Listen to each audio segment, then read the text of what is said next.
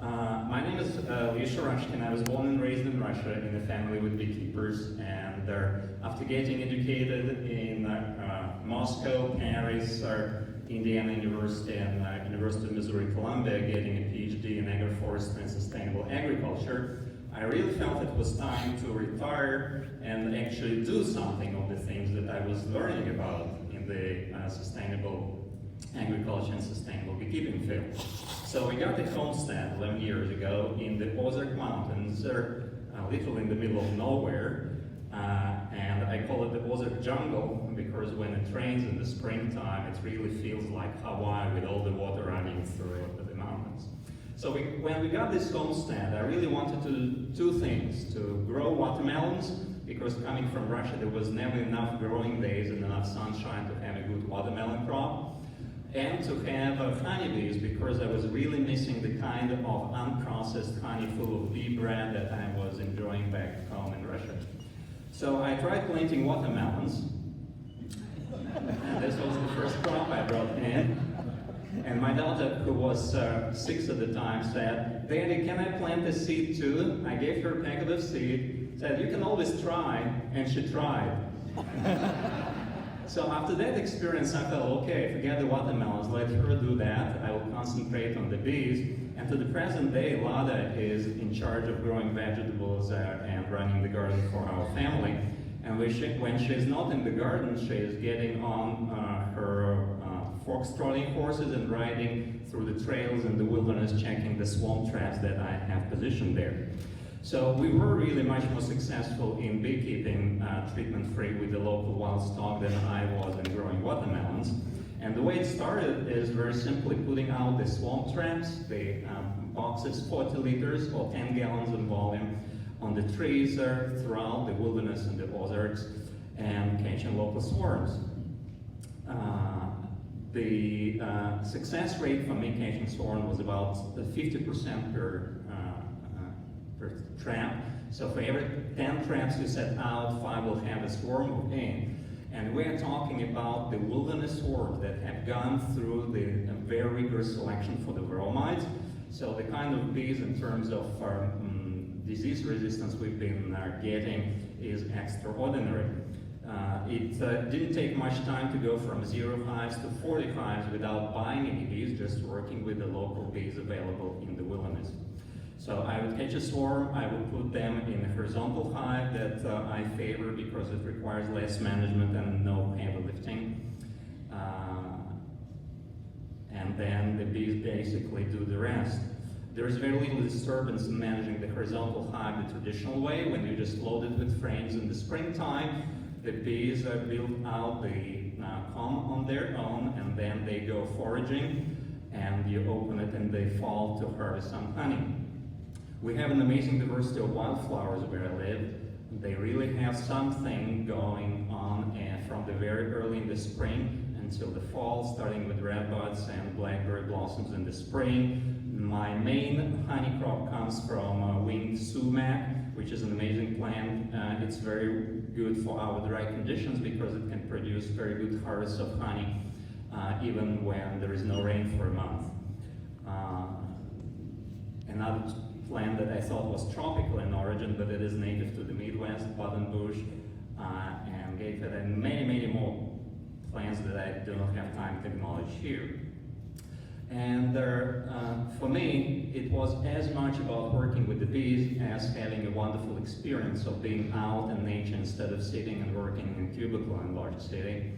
And when you don't mess with the bees too much, they don't mess with you. My daughter was on the cover of our Acres USA magazine, and even though she's the daughter of a beekeeper and she's been helping me since she was born, she hasn't been stung once in her life. And we keep it small scale, we keep it as a family business. Even with 40 hives, I don't even have a motorized extractor, because when you have children around, you don't really need one, they are the motor. When we have a crop of bee bread, we always also do crush and strain, and I sell all my crop on the internet or on my website for $50 a pound, and I always sell out. just setting out the information there, explaining how this kind of honey produced in the wilderness, away from the pesticide-sprayed crops, is different from one you conventionally would get.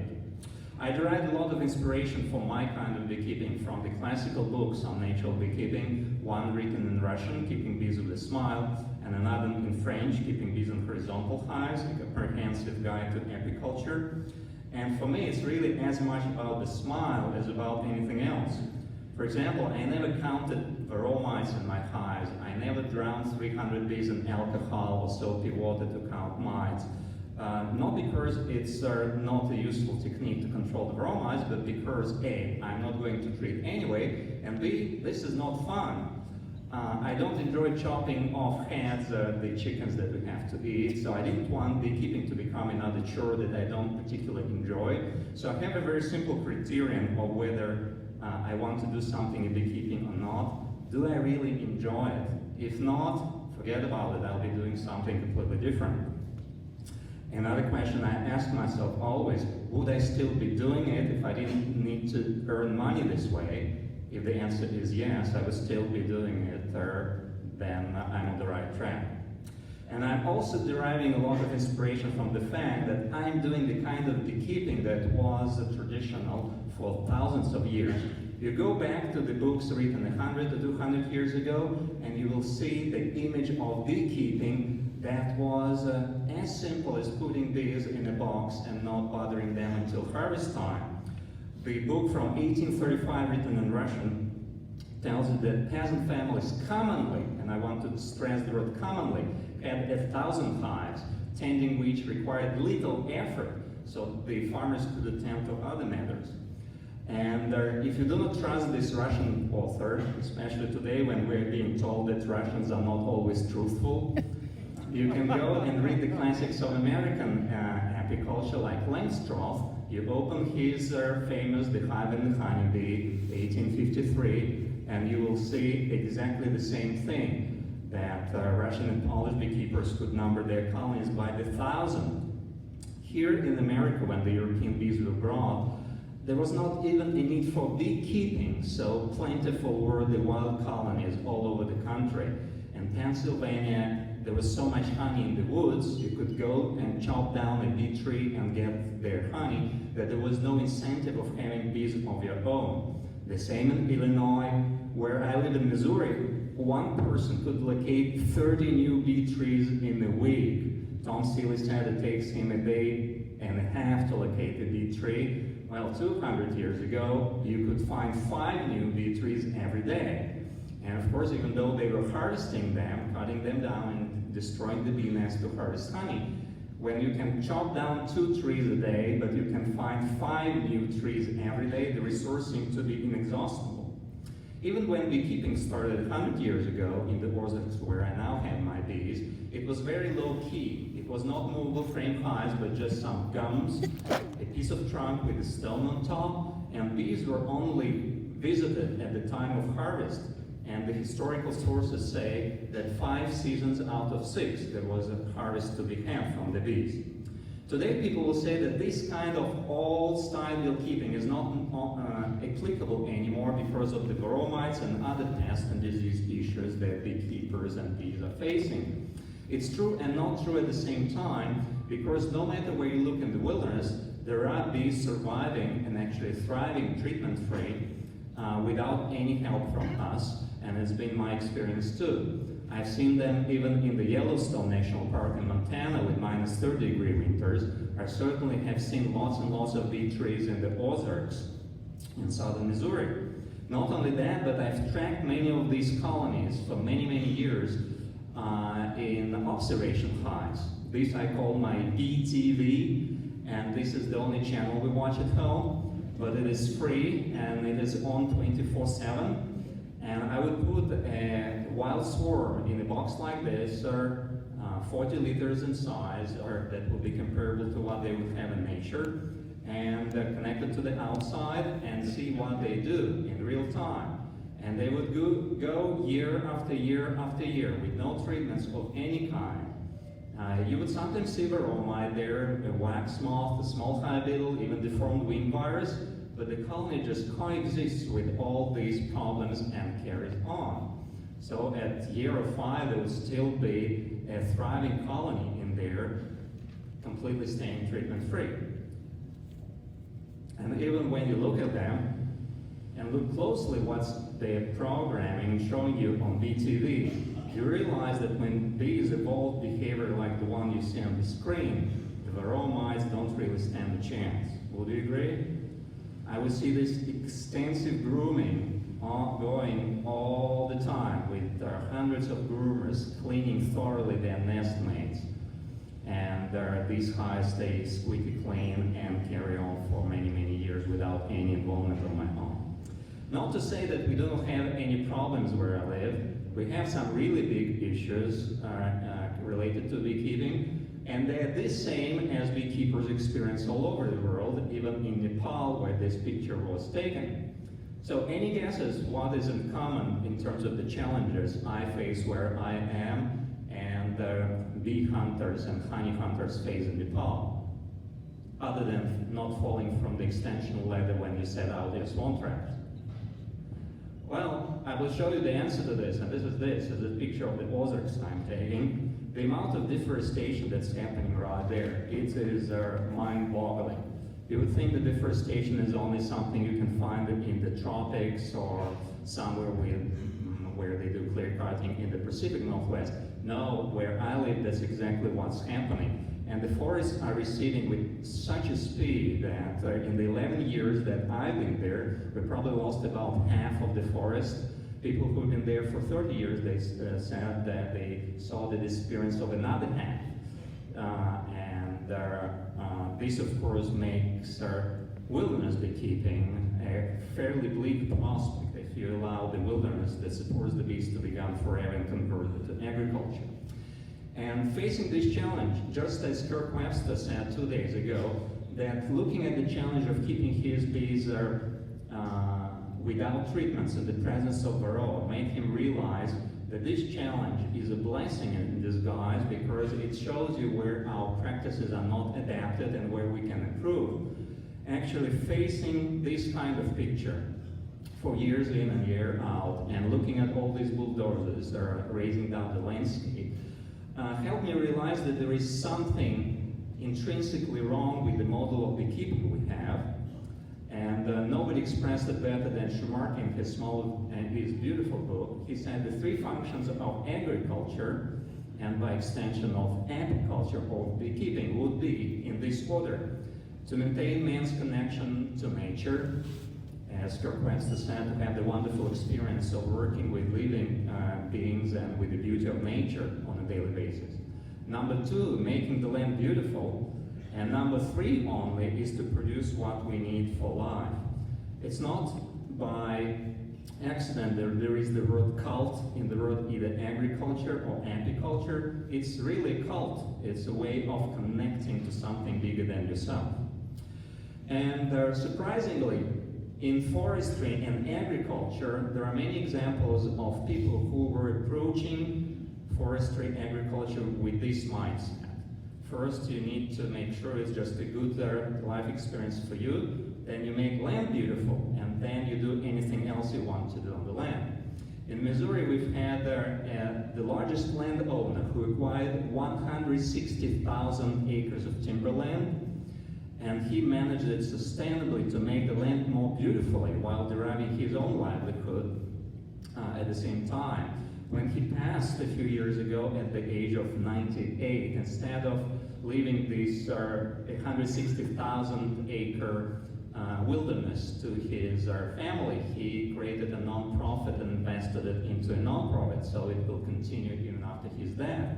There are, of course, many examples like that in agriculture too, where landscapes come first, but this is not what we see in beekeeping. It's not a recent problem. You go to the old books and they will tell you that a beekeeper's task is never complete, for the linden forest that is there today may be gone tomorrow. And with your bees suddenly deprived of their main honey flow, you'll have to reinvent your beekeeping from scratch. So Vyacheslav Szymanowski from Ukraine was writing it more than 100 years ago. So what were really beekeepers doing about this loss of habitat? Not much. We were learning from the bees. If the bee cannot get forage from this flower because there is some other bee visiting it or there is a predator, they'll just move on to another flower because there are plenty elsewhere. So as this habitat was gradually shrinking and being lost, beekeepers were just taking their bees elsewhere, and elsewhere, and elsewhere, and elsewhere. And now, just in the space of one generation, or just 10 or 15 years that I'm looking at the Ozarks, I see that we've reached the end of the world and we have nowhere else to run. I can see it literally happening in real time over Google Maps and satellite photography. All these waves of, the wave of wild fields advancing, and all this forest where I live and my bees live and where they come from is shrinking day by day. Even when I go on the bicycle ride, we have a 10-mile loop starting from my property. I cannot go on a bicycle ride once a month without seeing a new parcel of land devoid of trees. And I felt very depressed about it for a long time, because if you do beekeeping with this kind of awareness of the bees depending on the 2-mile radius around the hive for survival, it really hurts you seeing all this destruction. And it stopped being fun for me a few years ago, and I felt like giving up, because it was not keeping bees with a smile, but keeping bees with pain. Not because of something I'm doing in my hives, but because I see that the ecosystem they depend upon is just leaving, never to be seen again. And I was looking for answers, and eventually, fortunately, I found an answer in one famous book. You probably will not guess which book it is, but it was Winnie the Pooh, which I was reading to my children. And there is this wonderful statement there that Pooh felt that he ought to say something helpful about it, but he didn't quite know what. So he decided to do something helpful instead. So this is what I felt I need to be doing. Schumacher was saying that, what is happening to the land today is really a reflection of our choices and our lifestyle. And if you need to do something about the destruction that you see happening, you need to re-examine your whole lifestyle first. We look at beekeeping and we tend to think about beekeeping as something that's very beneficial. We're being told that bees provide not only valuable food products, but also pollinate out crops that feed us. But in reality, if you think honestly about it, bees are pollinating all these huge industrial monocultures, actually helping to sustain the model of agriculture that's highly destructive.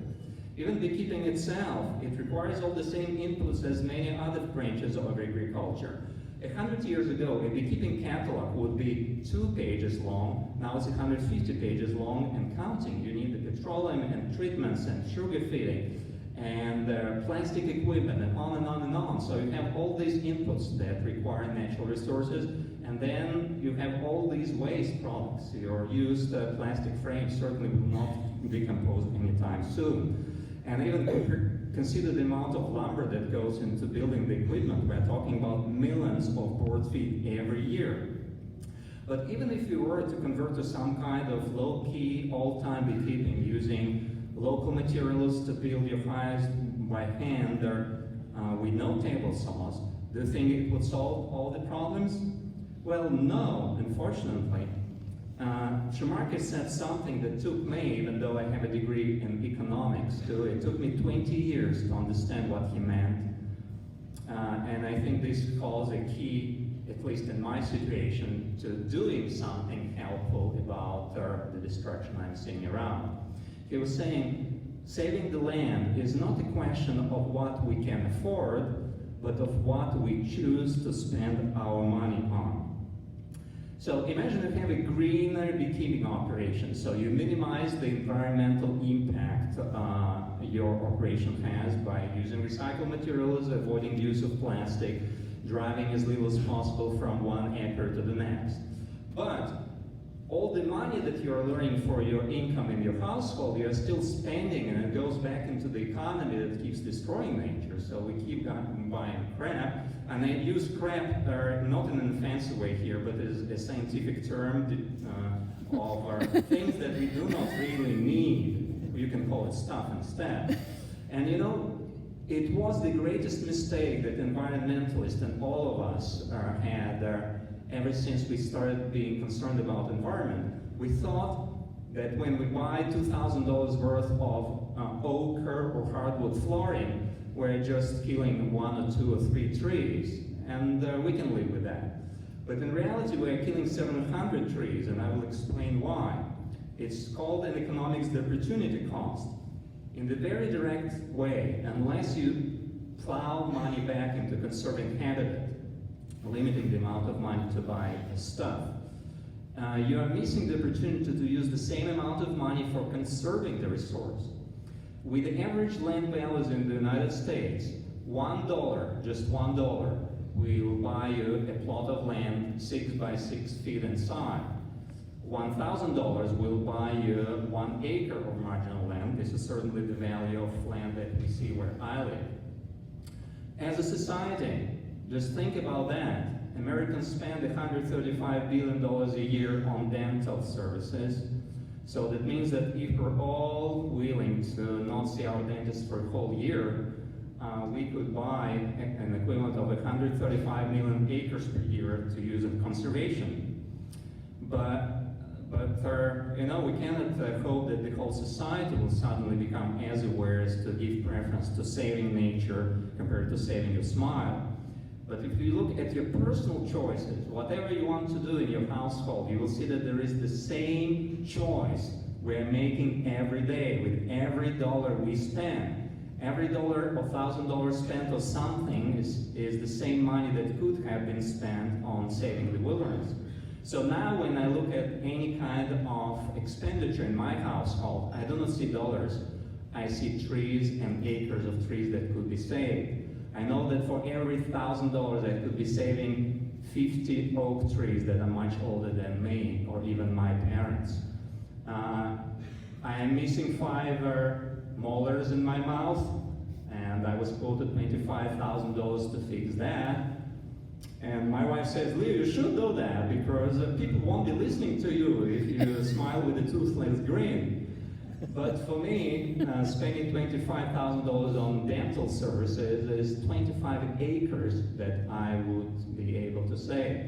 And on and on and on. You can make the list yourself, but realize that every dollar equals some conservation opportunity for each of us. In the US, you actually have just over 4 acres of rural land privately owned per person, meaning that if all of us were putting aside $1 per day over the course of your active or professional life of 30 years, there would be enough money in your household to buy your share of land and keep it from development or destruction. The net worth of Americans by the age 70 is $225,000. So if this money was not invested into savings account, but were rather invested into conservation, which can be productive. This landowner in the Ozarks who owned 160,000 acres, it was a thriving business enterprise at the same time. So this is what we decided we will do. We'll be plowing our money back into the landscapes that provide habitat for our bees. And I said I will not go over the number of hives that I can have without conserving the sufficient number of acres for each colony. This I call the Sealy acres because I use the proceeds from the sale of Tom's book, The Lives of Bees, from my website, to buy completely paid for 4 acres of large bee habitat where I live. And more and more and more. So one year to the next, just buying more land where I am. We're now conserving more than 400 acres, and half of it has already been completely paid for.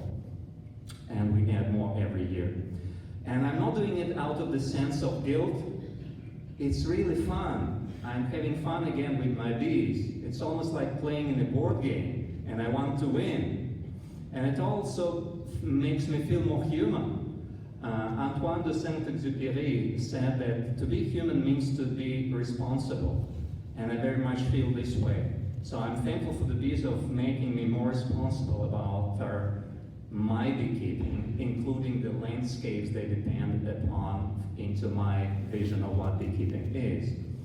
And to the point that my son once told me when he was little, he told me a creation story of how once upon a time the earth was square and the bees were living in the middle of the square earth, but because the earth was rotating, chunks of it were broken off and eventually it became the sphere it is now.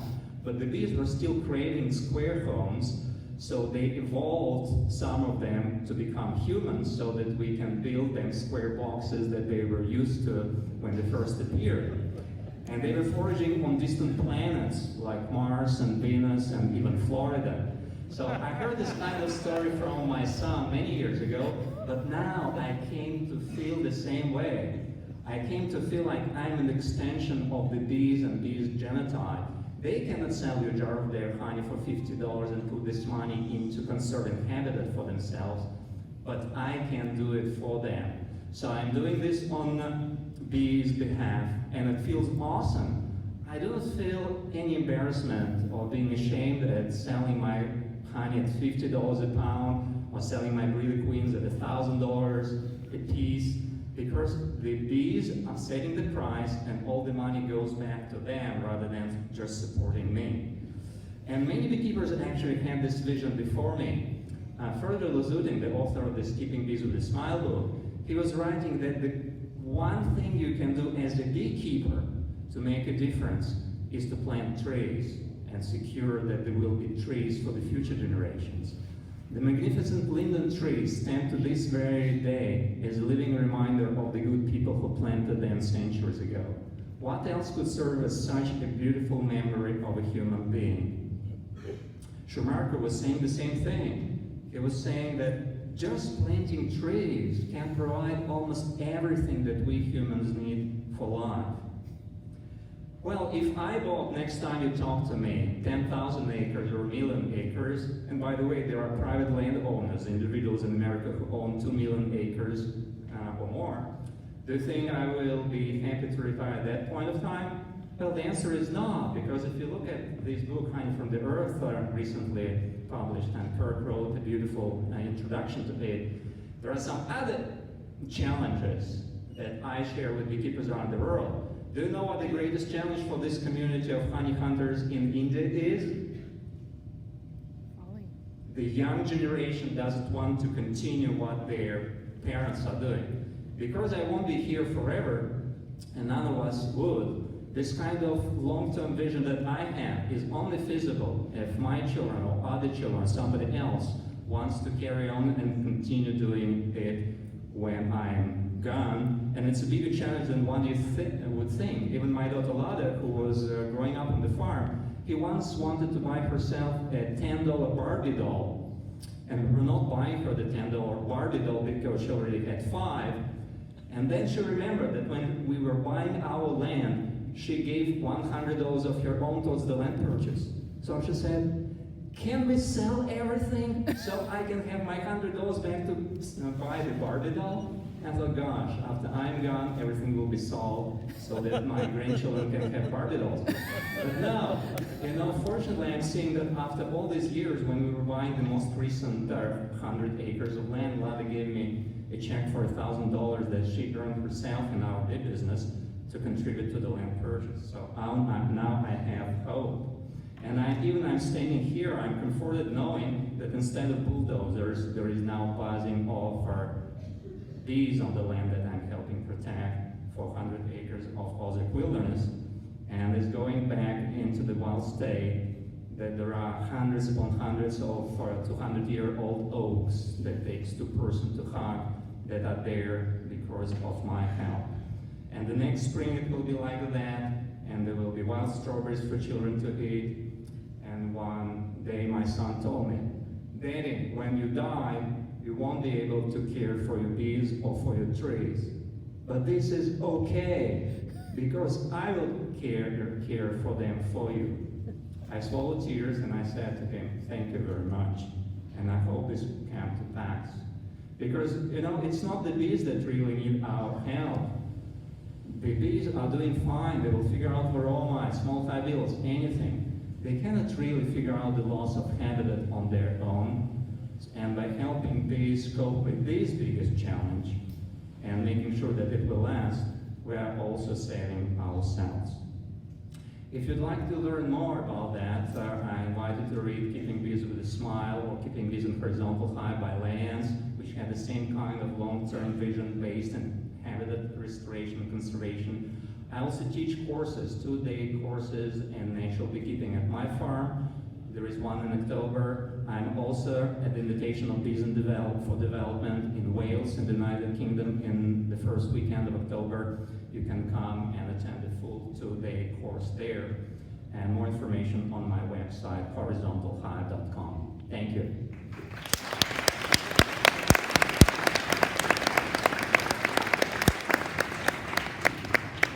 Thank you, Leo, for that extremely informative and inspirational and thoughtful presentation.